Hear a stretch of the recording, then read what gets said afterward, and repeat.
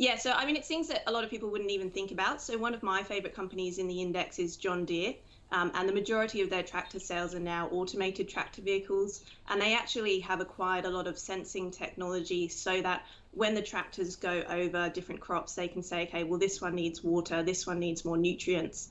So it's really cool what they can do there. Then obviously healthcare is a big one. We have companies in the index like Intuitive Surgical, who runs the Da Vinci machine. And this is a machine that can actually perform surgery with the assistance of a surgeon. So the surgeon doesn't have to be there in person, and they can obviously perform at a much more precise level. So that sort of machine is used a lot in different types of stomach surgeries. But there's so much advancements going on. And as I said, that sort of warehouse and logistics space is going to be a really big key to sort of removing these supply chain issues that we're experiencing at the moment.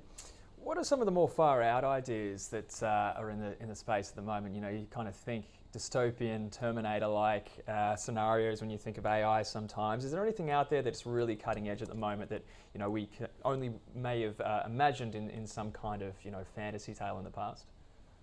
Yeah, I mean, it's really funny because people always think of robotics and automation and think, okay, well, everyone's going to lose their jobs because robots are going to take over. But it's much more simple than that. It's much more sort of robots taking over the jobs that are, you know, difficult or dangerous for people to do.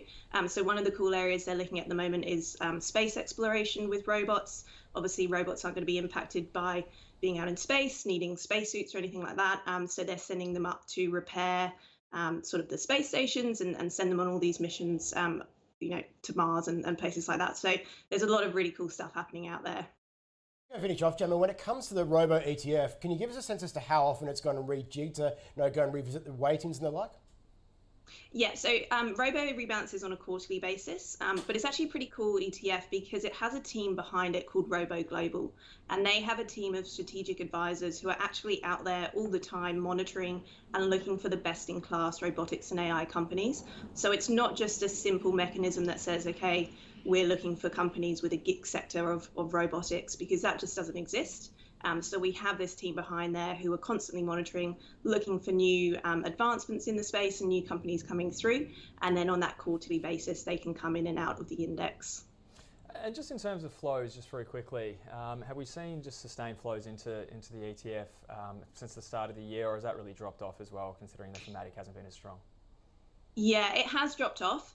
So I think, you know, the last 2 years we've just seen phenomenal growth in that space and across really all of our thematics. So certainly compared to the last 2 years, it's slowed down. On a positive side, we haven't really seen outflows. So still just sort of net sort of zero across there, maybe a little bit on the inflow side. But I think what we'll start to see more of now is where it has had this, you know, 35% drop. As I said before, like the value in these companies now is looking really attractive. The PE is about one times lower than its historical 8-year average. So it's probably not a bad time for investors to start looking at a space like this again. Gemma Weeks from ETF Securities, thanks so much for joining us here on ausbiz. Enjoy the rest of the day. Thanks, guys.